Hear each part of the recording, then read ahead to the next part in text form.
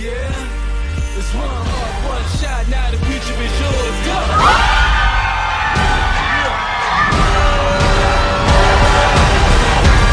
I'm turning dreams into reality. In the lab with the...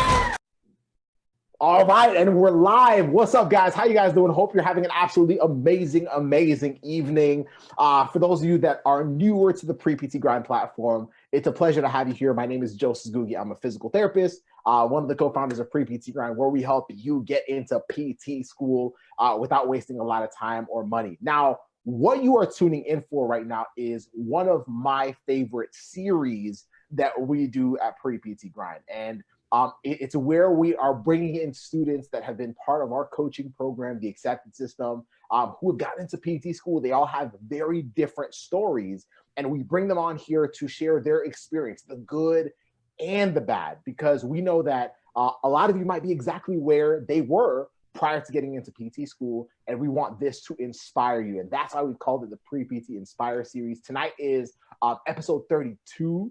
And we have many more coming in. So tonight we have Liz. Liz, how are you feeling tonight before we get started? I'm feeling good. Feeling good? Yeah. I love it. I love it. I love it. So for those of you that have maybe struggled with GPA, maybe struggled with, not getting accepted into PT school the first time you applied, maybe struggling with GRE and some of those other things that really get us to feel like, oh man, maybe PT might not be for me. This is the live stream for you. This is exactly the one that you need to be listening to because that is part of it. I'm not going to spoil it. That is part of Liz's story. She's going to share it later.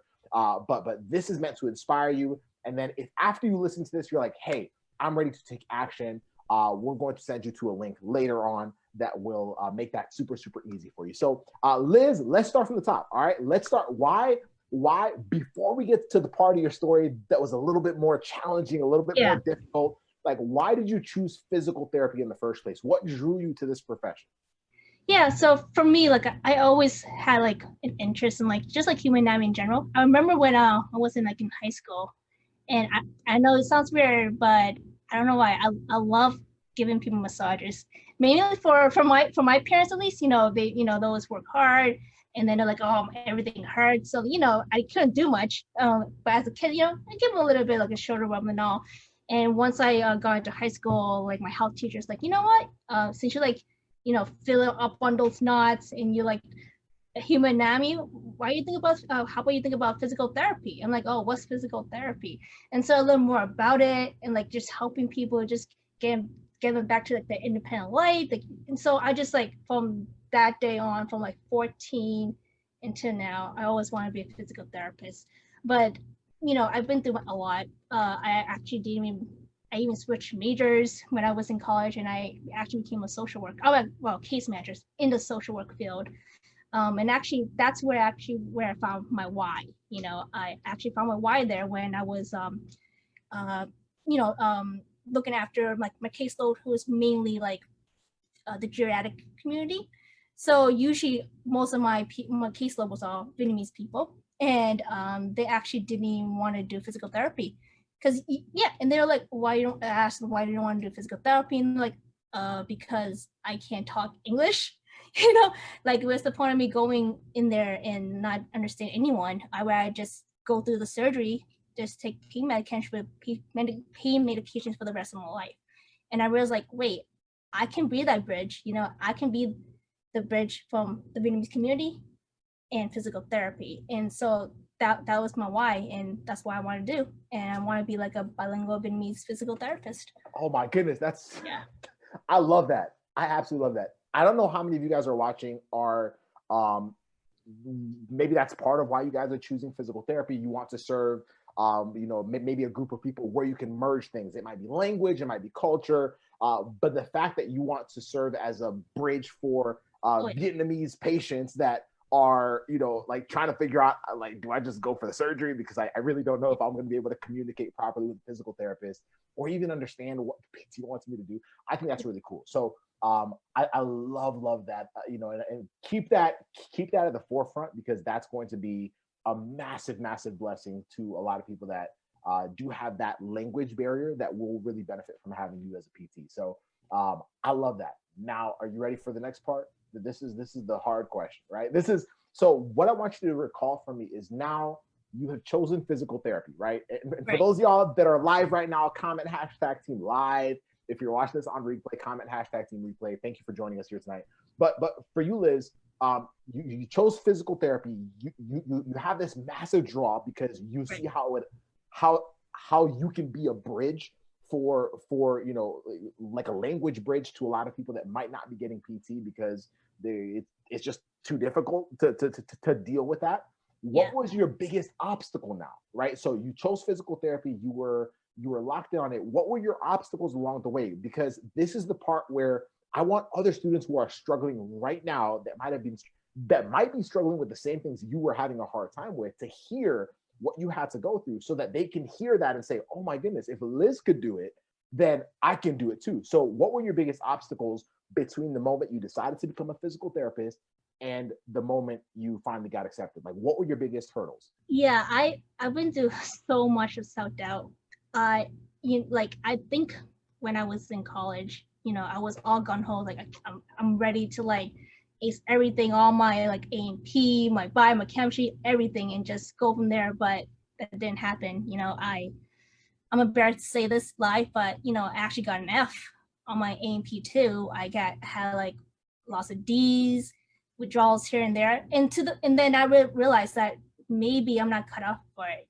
Maybe I don't actually deserve to be a physical therapist, because if I can barely do AP2, chemistry, etc., then maybe I'm not cut out for it. So I went through like a big change where I was like, maybe I should do something else, until when I graduated, because I switched majors because I didn't want to fail out of school either.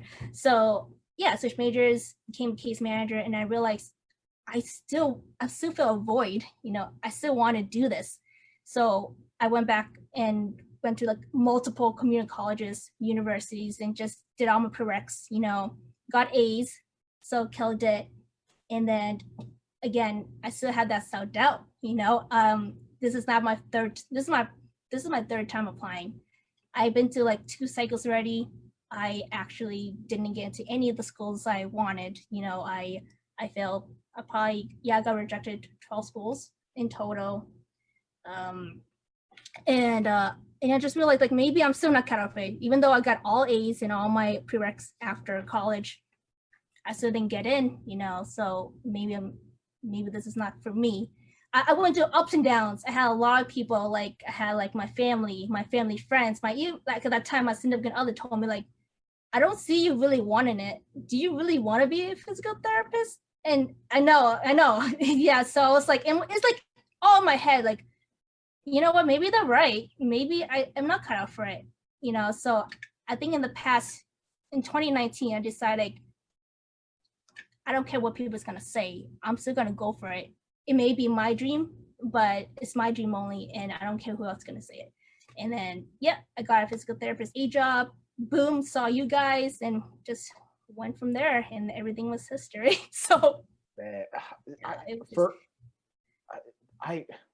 that's hard. I think what's hard about it is there's, for a lot of you guys that are listening right now, I'm not sure what your obstacles are right now, because we all have different reasons. A lot of them are the same. Like, y'all hear us talk about low GPA, GRE, like those are the big ones that really get us to doubt ourselves. But it's harder when the people close to you also doubt it. And it doesn't mean they don't love you. Like it just means that they're having a hard time seeing it. And part of it, I think it's good to understand too, for a lot of you guys that are going through this right now, where you might feel like you don't have the support you need, like they don't quite understand it, and that's okay. Like they don't have the same passion as you, right? Liz, your family didn't want to be physical therapists. They didn't necessarily, like, that was not their passion. So if it was, they might have understood why you were still going for it, but it wasn't. So because it wasn't, they just wanted to help you in any way possible. And maybe they thought that you were going down the wrong path.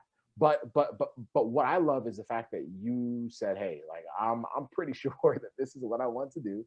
But it is difficult when you are by yourself. So you started looking, okay, who are there other people out there that are like me? And so what led you to look for some non-traditional guidance? Because you joined our program, right? Yeah. So what led you to be like, okay, I need to find somebody that can help me navigate through this? Tell me about that. Yeah, so it was probably like earlier this year, around like March time. So one of my friends just got into PA school, and she was like, yeah, I think the reason why I got in PA school is because I found a group of people that shares the same ideas, shares the same goals as me. So maybe you should go find like that support group. I'm like, yeah, you're right. So I literally just Google pre-PT group. And then you're the first thing that popped up. And I was like, oh, that was easy. So, I mean, I clicked it, and then I read everything you had to like offer, and then saw everything on Facebook. And I was like, oh my God, I didn't know there was people like me. I mean, I thought I was the only one. I thought I was the only pitiful person that's struggling just to try to apply. And now I have all these people here. And yeah, so that makes me want to like join you guys. So and I'm happy I did it, because if I didn't do it, I'll probably be like working on my fourth cycle, trying to get in, you know, or do something else. But no, I'm super blessed to find you guys, and because of you, look at hey, represent the shirt. My school. I love it. Yeah. Oh, man. But it's sorry. So no, I absolutely love it. I absolutely love it. But the reason why we even do these live streams is because of this. This is why, y'all, like, so I don't know how many of you guys watch a lot of these pre-PT Inspire series. Like, it's very easy to watch these and be like, it's like the same stories. Yes, it's the same. Like there's a point we're trying to drive home, and the point is that if like whatever feels impossible to you right now really is not. Like for Liz, she just said, you know, she had been rejected by 12 schools in total, 2 different application cycles. You know, family was maybe suggesting that this might not be your calling, right? And a lot of the other self-doubt that comes from like history, from, you know, classes that didn't go so well. Like, I can't tell you how many students feel that. It's like, man, I got an F in a class. All hope is lost. No, like, those are the moments where we need to pick ourselves back up. But sometimes it's just hard to do it on our own, right? So having other people that you're like, okay, there are people like me, that's confirmation that I can keep going. There are other people that have been like me and have gotten into PT school.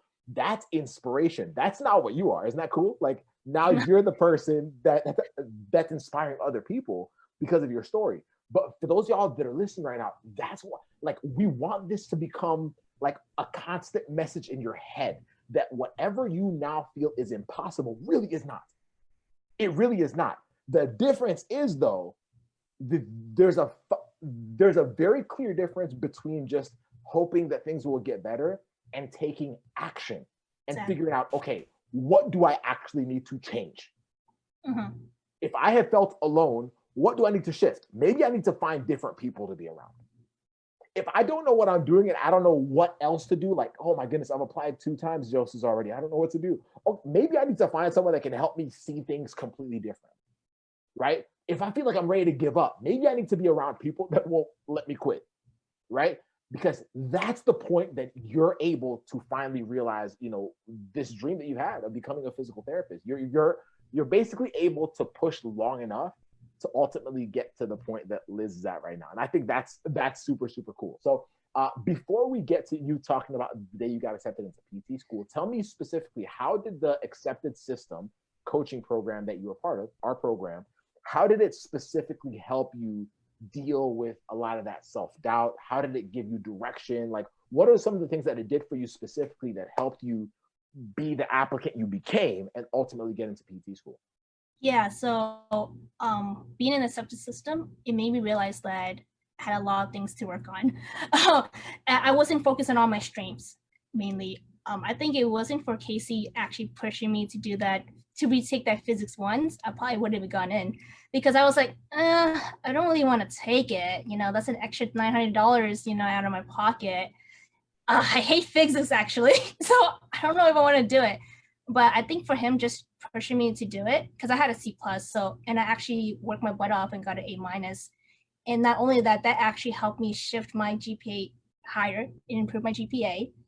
And it made me realize there was a lot of things that I was not doing smart, like researching schools. Like that time when I was doing, when I was applying to those 12 schools, I wasn't researching those schools smart, applying smart. I was actually just like, okay, this school looks cool, but I was actually not looking what they really wanted. So this time around, I made sure that I look more appealing to them, So like with Marist, they were looking for more like, oh, like if you're not doing well in your GREs, this is the one thing that we're looking at, which was my writing score actually was higher than they wanted, And then I also looked in like, oh, they actually look at essays, and I know that I'm a good writer, so I definitely made sure my essay was top notch, And Robin, my coach, helped me a lot with it, so that's great.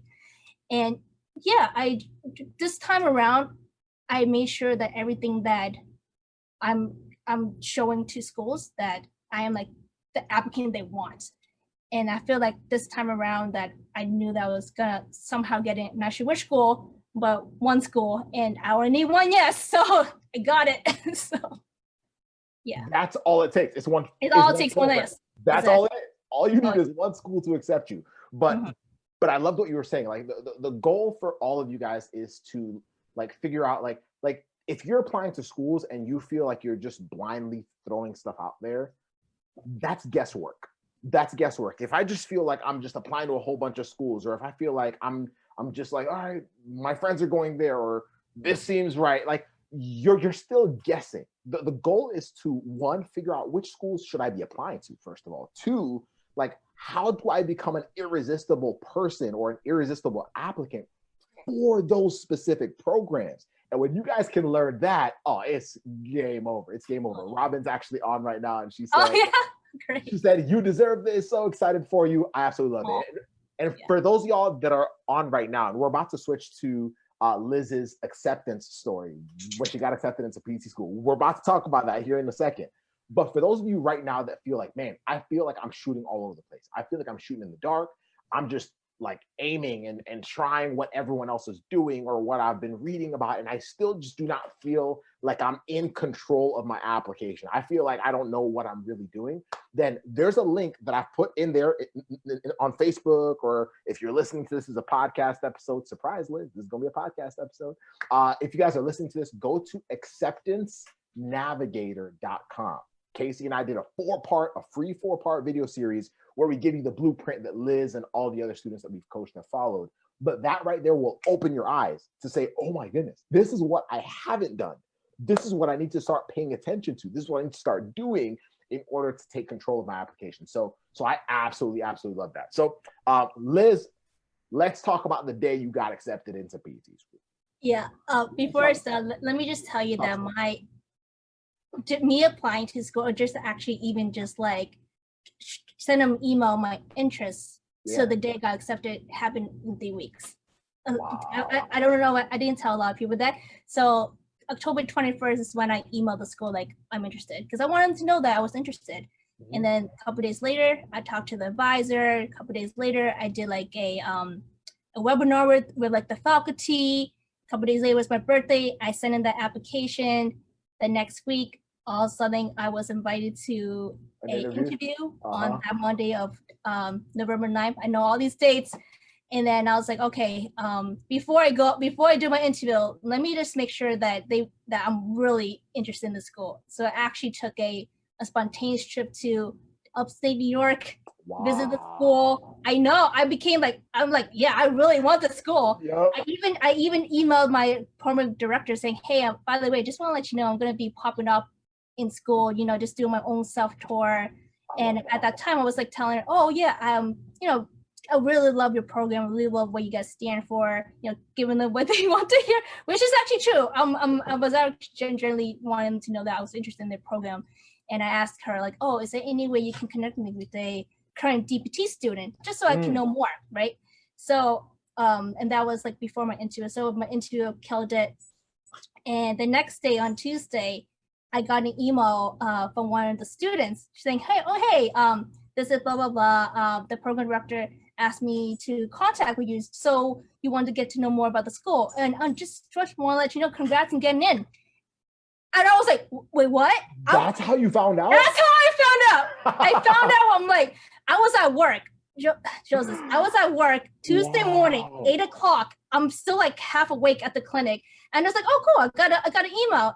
And then I read it. I was like, I had a heart attack. And then my coworker's like, Liz, are you okay? And I'm like, I think I just got into my DPT program. They're like, what? I'm like, I don't know. I'm like looking at the email like 10 times, reading it. And I even texted her, like, I'm so sorry. Like, please tell me you're not joking because I'm too young to have a heart attack. Like, did I just get in? And she's like, I am so sorry. This is not how you're supposed to find out. And I was, but later on, the program director actually called me personally to tell me I got in. So I knew I fully got in. So you wasn't a joke, but it was not a joke. But I was like, oh my God, I was like sweating the whole day. I couldn't stop grinning. I didn't actually was kind of shocked. Maybe this is I'm getting punked. You know, maybe this is a joke. And like I've been waiting for this for so long. And maybe it's too good to be true.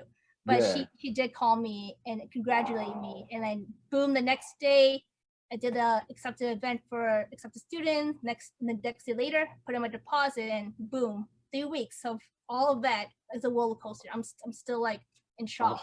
Oh my God. No. Like as you were saying that, I was like, if that's how I found out, I would have been, first of all, I wouldn't have believed it. Two, I would have been losing my mind.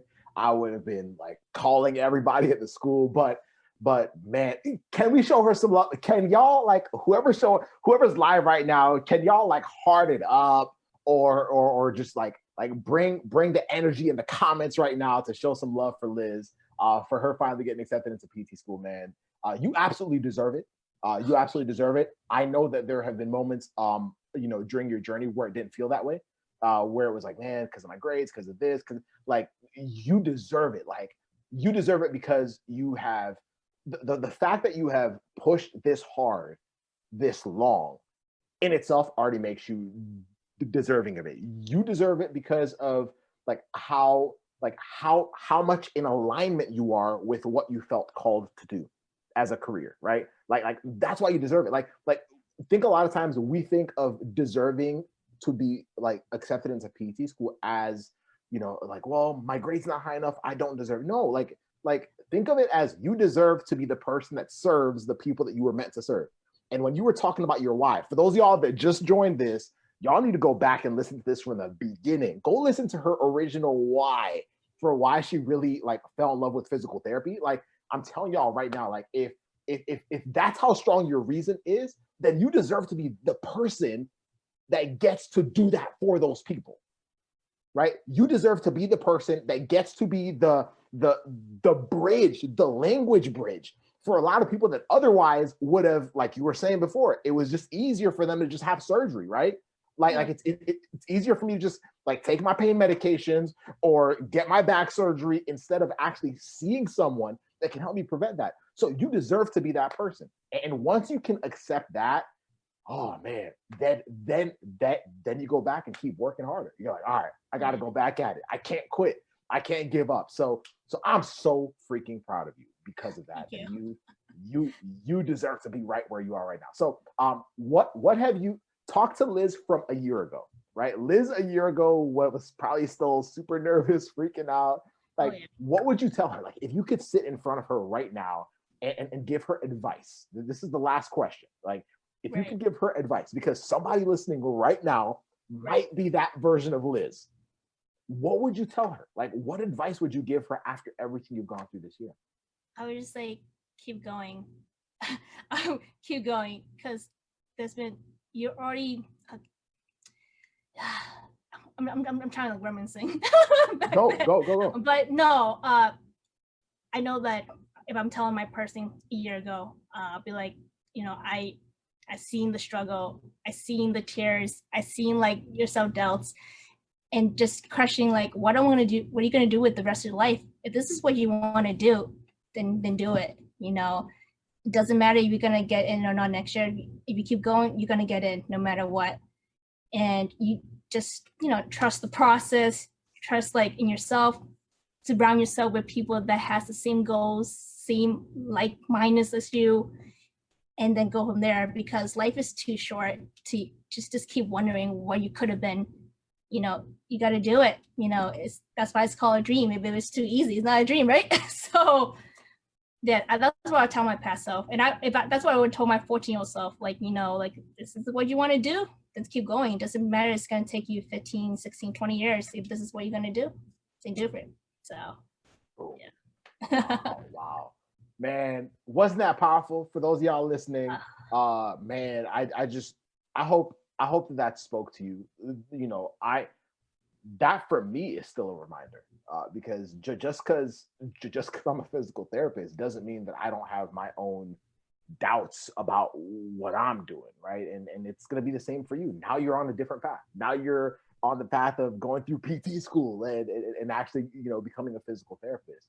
But that right there is everything. Just keep going. Like, don't quit. Don't quit. The only way we never achieve what we want is if we quit. That's the only way. The only thing that could have ever stopped you from becoming a physical therapist is you stopping to try. Oh, yeah. Is you listening to the people that you had around you, family members or whoever that was telling you, hey, maybe you're not cut out for this. Is if you listened to your beliefs that you weren't qualified or you maybe didn't deserve it because of what you had gone through. That's the only thing that could have stopped you from becoming a physical therapist. And so for those of y'all that are listening, please, Liz just told it to herself from a year ago or her younger self, but she's also telling you guys, like, that's the purpose. Y'all, like, we're going to keep coming with these live streams for months and months. We got lots of students lined up. So like, but what I want is like, comment, I see it in the comments below if you guys can see this vision. The vision that I see so clearly is I want to normalize students just talking about their struggles and continuing to push through them regardless. Like, I want that to be the norm. For so long, and I think it's in healthcare, Liz, for so long don't get me wrong, like, you want to work hard. Like, I'm not saying like slack off and just hope for the best. No. But I think for so long in healthcare, we've been told that perfection was the only way to really get into medical school or PT school or all this, and we've bought it. Like, we've unfortunately bought it. And so but the thing is, like physical therapy is a calling. Like, this is a path that you guys have been called to serve people that are best served. Like, I'm telling you right now, like, if I hated being a PT, like, when I'm seeing a patient, like, imagine if I'm seeing a patient and they're like, Joseph, you don't even like look like you want to be here. Well, that's not going to help them. But What about the students that would like give everything to that person? That's the person that we need in the profession. I don't care if you have a 4.0 or not. So we have to unlearn that. And I want us to make this normal. I want us to like talk about like students that have struggled, that have been able to get back up, fight again, do it again and again, find people that believe in them and do it again and again. If this becomes the norm, then I'm telling you right now, not only will the trajectory of physical therapy change, but the lives of people that we have the ability to impact will drastically change, because the people that are passionate about going down this path are the ones that will be able to achieve it. That's what I see. That's what I see. And if y'all see it, I want you to then take ownership and say, okay, what am I doing for myself right now to keep taking a step forward? Who have I put around me right now to keep taking a step forward?